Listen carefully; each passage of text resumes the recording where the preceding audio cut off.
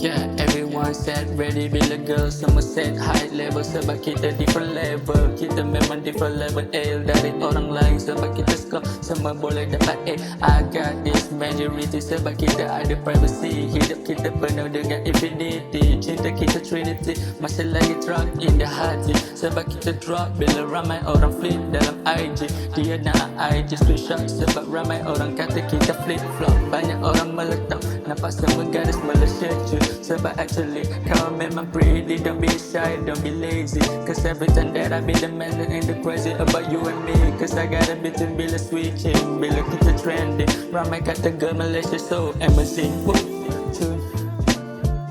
Memang cun, memang cun. Bila kali pertama I tengok you, kau memang cun, ya kau memang cun. Bila I pertama kali tengok you, kau memang cun.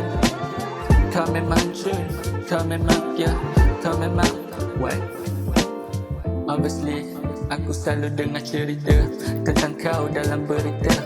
Dalam surat kawan nama kau bagai garis jelita. Pernah masuk universe sampai angkasa.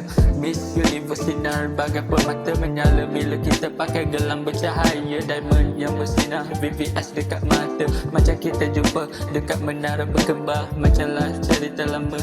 You know about the story macam dekat Kuala Lumpur. Aku jumpa dengan seorang gadis. Dia memang cuma pakai high heel sampai pakai bag, ya, colorful bag. Semua put it inside dengan channel dengan Louis V. Sebab Louis Vuitton, sebab semuanya ada level, different level, ever different. Tukar currency bila dekat KL, just you and me. Memang kau pertama kali aku melihat. Memang nampak cun, memang nampak cun, memang nampak cun.